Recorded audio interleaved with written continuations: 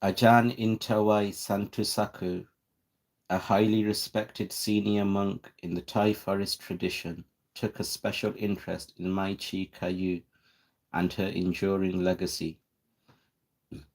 Born in a village near Ban Huai Sai and ordained as a novice monk at the age of 11, he had known chee kaew since childhood. It was reputed that they shared a spiritual connection spanning many lifetimes, a karmic relationship chee kaew herself frequently acknowledged.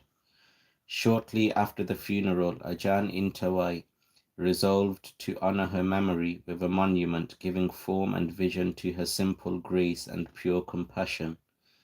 He envisioned a place where people from all walks of life could gather to recollect her extraordinary virtue and pay homage to the relics of a female arahant. After many years of careful planning, his vision finally became a reality. Together with a group of railway engineers from Bangkok, Ajahn Intawai designed and built a memorial stupa with a broad trapezoidal base topped by a gracefully tapering spire. The building took shape on a high flat stretch of ground adjacent to Ban Huai Sai Nunnery, an imposing structure that rises nearly 80 feet from the base to the crown. The stupa housing her relics is surrounded by a circular pool of cool, clear water, its surface bursting with pink and purple lotus blossoms. The water is rimmed by landscaped sections of tropical flower gardens interspersed with natural rock formations and hedged by rows of neatly trimmed shrubbery. Tall, shady trees line the outer periphery. An atmosphere of unusual peace and serenity pervades the entire area. The chee kaew Memorial Stupa was officially opened on May 21st, 2006. It has since become a place of pilgrimage for devout Buddhists from all over the world. Her magnificent relics with their gemstone-like qualities are prominently displayed on the altar. The stupa is home to 3 life-size statues of chee kaew, tucked into the mountain alcove in a standing statue of chee kaew made of composite materials. On the second floor of the stupa, high on the shrine's altar, sits an elegant wax reproduction, dressed in the white robes of a chee. A pure white fiberglass statue of her walking in meditation dominates the stupa's ground floor. The intricately crafted copper doors and windows on the second floor were designed and built by a renowned national artist. Ajahn Mahabua kindly presided over the official opening ceremony when her relics were formally enshrined in the stupa. On this auspicious occasion, we are honoring chee kaew, a noble disciple of Ajahn Mun, whose bones have now been transformed into exquisite crystal relics. The attainment of arahantship is not based on gender. When any person, whether male or female, succeeds in eliminating all mental defilements through the perfection of spiritual virtue, that person becomes an arahant. All of us should strive to follow the superb example chee kaew set by perfecting spiritual virtue within our own hearts. A wholehearted respect for her supreme spiritual achievement is equivalent to worshipping the Lord Buddha, the Dharma, and the Sangha. We can all take refuge in her unblemished purity. Collected teachings. Being born into this world, you must rely on your innate wisdom. You can seek pain or pleasure, seek things of value or things of no value at all. Depending on the direction you choose, you can find heaven or hell, or the paths and fruitions leading to nirvana. You can find anything. It's up to you to decide. The goodness of others is their own. We cannot share the fruits of their actions, so we must do good deeds ourselves. Do not doubt the efficacy of karma or underestimate the consequences of your actions. As human beings, we should feel compassion for the suffering of all living beings, because we all experience suffering as a result of our past deeds. In this regard, everyone is equal. What differentiates us as good or bad, coarse or refined, is the kind of actions that we have done in the past. You can't grow enough grass by yourself to thatch every roof in town. Be generous with your means. Don't go around boasting and bragging to the whole town. If something makes you look bad, you'll have to go hide, like a frog that jumps down into the water as soon as it sees someone coming. If you're dumb, don't advertise yourself as clever. Those who fail to restrain their speech are unaware of whether they are right or wrong in what they say. Those who know the truth usually remain silent. Those who often talk of truth know very little about it. Be determined to keep watch over your bodily actions, speech, and mind, and conduct yourself with composure. Don't talk too much or create difficulties for yourself.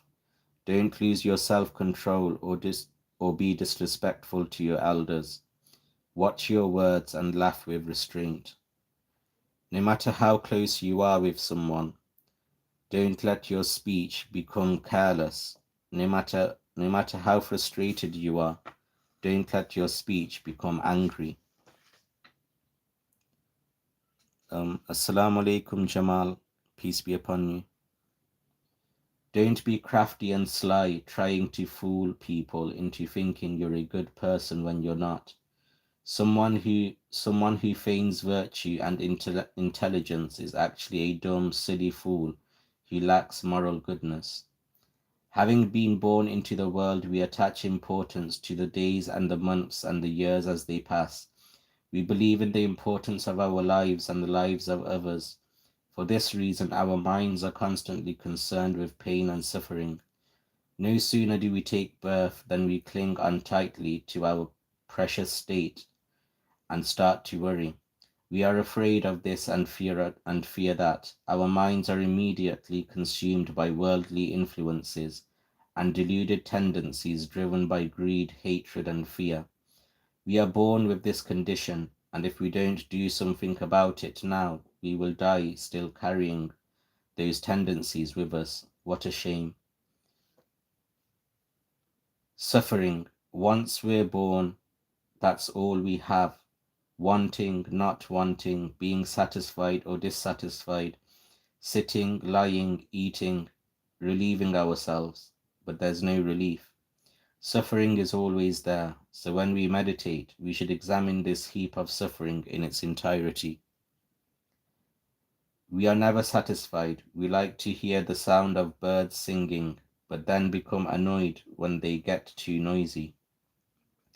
People's hearts are so clogged up with pain and suffering, they cannot see anything clearly. By leaping after their desires and delighting in them, stupid people welcome suffering with open arms. They mistake suffering for happiness. Smart people look inside and examine themselves until they see what happiness truly is and what suffering truly is. Their hearts are not so easily blocked. When they see stubbornness in themselves, they recognize stubbornness. When they see gloom, they recognize gloom. When they see stupidity, they recognize that too. They look for their own faults. They don't try to fault other people. Moral virtue is founded in renunciation. True goodness is found in the heart.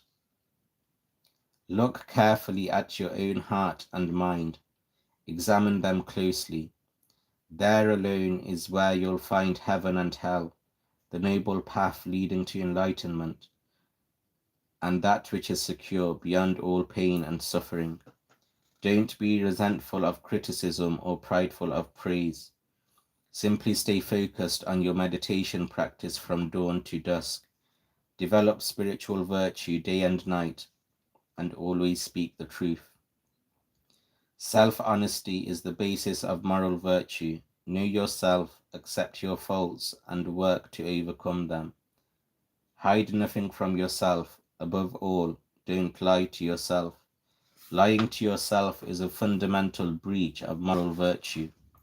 You can lie to the entire world if you like, but you must never lie to yourself. Hello, peace be upon you. Cultivate your mind as a farmer cultivates his fields. Gradually clear the land, prepare the soil, plow the rows, sow the seeds, spread the manure, water the plants, and pull the weeds, and eventually you will reap a golden harvest. If you don't practice, you won't learn how to meditate. If you don't see the truth for yourself, you won't really understand its meaning. Don't remain idle, claiming that you're too cold in the morning, too hot in the afternoon, and too sleepy in the evening, and then complain you don't have time to practice meditation. Don't listen to the defiling tune of laziness and oppose the teaching of the wise. A timid person who listens only to himself is so busy groping for his pillow, he can never make progress along the path to enlightenment. Be determined to develop your mind by diligently practicing meditation. Dedicate your mind and body to the search for Dharma. Use your heart as a torch to light the way. Be resolute on the path, and you will transcend suffering. As a human being, you should strive to be virtuous and never belittle the importance of Dharma. Maintain moral virtue and meditate with diligence. It doesn't cost you a penny. Avoid being lazy. When calm and insight are fully developed, the mind will be far removed from defilement. Give up all attachments and transcend the world of suffering. The result is nirvana.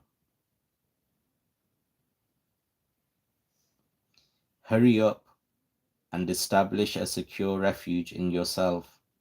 If you don't when you die, your heart will have no firm basis to fall back on.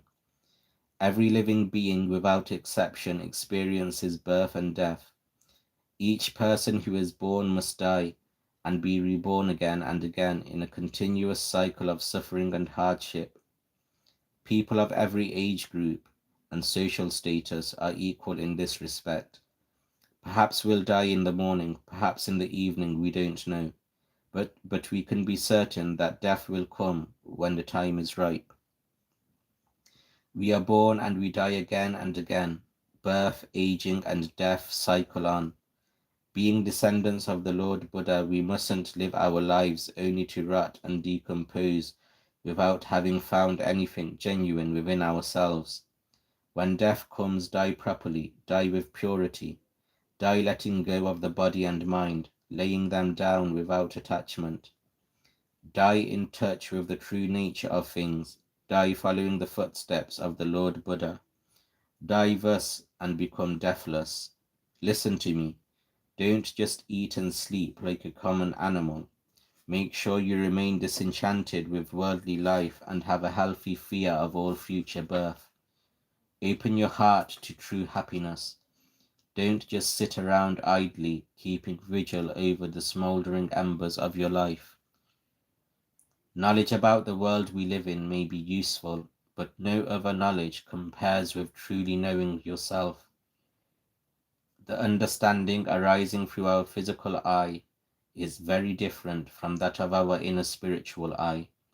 The superficial understanding that we gain from thought and reflection is not the same as deep understanding, born of insight into something's true nature.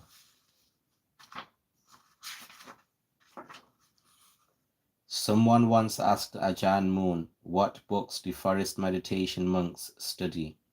His reply was, they study with eyes closed, but mind awake. And as soon as I awaken in the morning, my eyes are bombarded by forms, so I investigate the contact between eye and form. My ears are struck by sounds, my nose by aromas, and my tongue by flavors. My body senses hot and cold, hard and soft, while my heart is assailed by thoughts and emotions. I investigate all these things constantly. In that way, each of my sense faculties become a teacher, and I am learning Dharma the whole day without a break. It's up to me which sense faculty I choose to focus on. As soon as I'm focused, I try to penetrate to the truth of it. That's how Ajahn Mun taught me to meditate. The body is an important object of craving, and the resulting attachment is a tenacious defilement. Suffering is the consequence. To overcome it, focus your attention on the decay and disintegration of the human body, so that the mind becomes clearly disgusted with the human condition, thoroughly weary of the true nature of human embodiment. As repulsion to the physical grows stronger, lightness and brightness of mind become more prominent. The human body is a heap of flesh and blood, 2 feet wide and 6 feet long, that is changing every moment.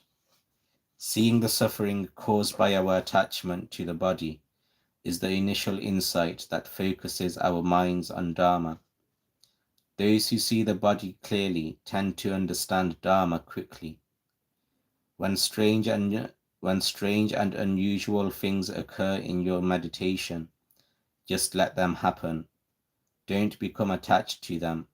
Such things are really an external focus and should be let go of. Put them down and move on. Don't hold on to them. All realms of consciousness originate from the mind. Heaven and hell originate from the mind. Pretas and devas, lay people, nuns, all living beings originate from the mind. Because of that, it is far better to focus exclusively on your own mind. There you will find the whole universe. In a perfectly still, crystal clear pool of water, we can see everything with clarity. The heart at complete rest is still. When the heart is still, wisdom appears easily, fluently. When wisdom flows, clear understanding follows. The world's impermanent, unsatisfactory, and insubstantial nature is seen in a flash of insight, and we become fed up with our attachment to this mass of suffering and loosen our grip. In that moment of coolness, the fires in our heart abate, while freedom from suffering arises naturally of its own accord. This transformation occurs because the original mind is, by its very nature, absolutely pure and unblemished. Purity is its normal state. It becomes blemished only because it accepts external intrusions, which themselves cause emotions like sadness and joy to arise and proliferate until the mind becomes totally blinded to its own true nature. In the end, it is inundated with the murky waters of the world, swimming crazily in its own pool of craving. Everything is created by our minds. The eyes see images, the ears hear sounds, the nose smells aromas, the tongue tastes flavors, the body feels sensations, and the heart experiences emotions. But the mind is aware of all these things. It knows them and it thinks about them, imagining them to be this or that.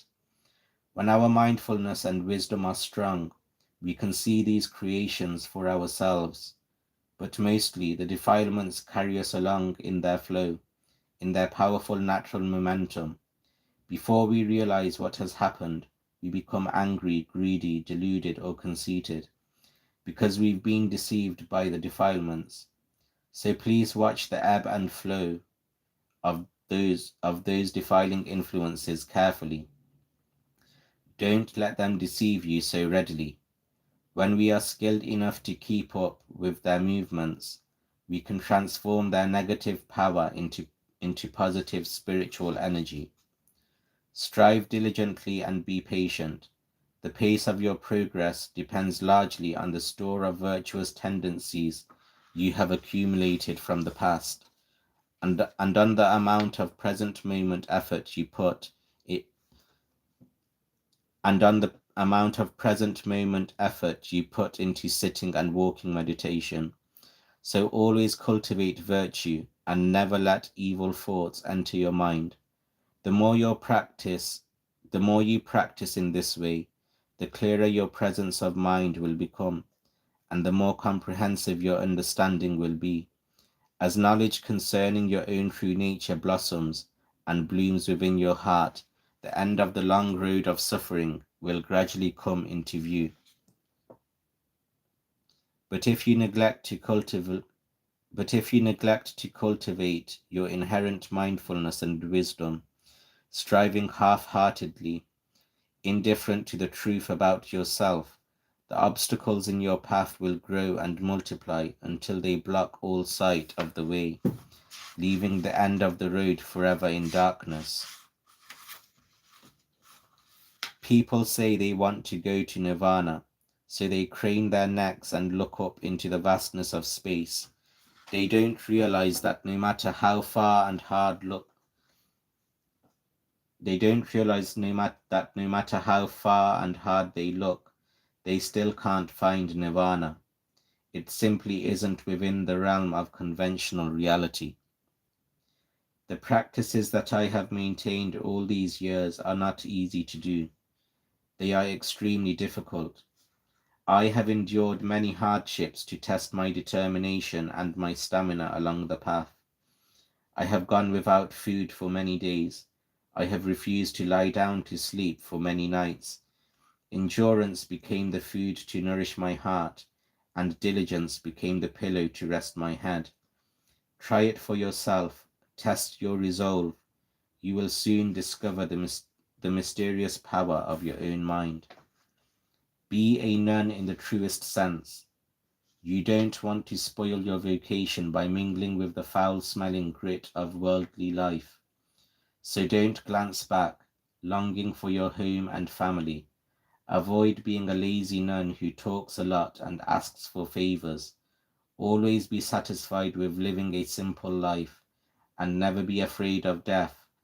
Never talk about indecent matters. Instead, talk about matters of real substance. My nuns should always behave properly. If you truly wish to be my disciples, pay attention to what I say.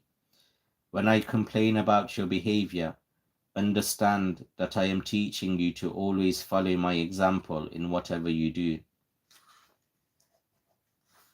You who have come here to be my students, make the effort to become exemplary human beings. Be beautiful nuns who are patient in your endurance of hardship and diligent in your practice of meditation, always striving to learn the truth about yourselves. My students should trust the way of the Lord Buddha, focusing intently on each forward step. Don't fret about lost opportunities of the past or anticipate future rewards. Such thoughts will only deceive you. Fight against any tendencies to laziness. Don't simply surrender to your pillow. Watch your mind carefully and search for the truth within your own heart. Before asking a question, look for the answer within yourself. If you search often, you will find the answer on your own.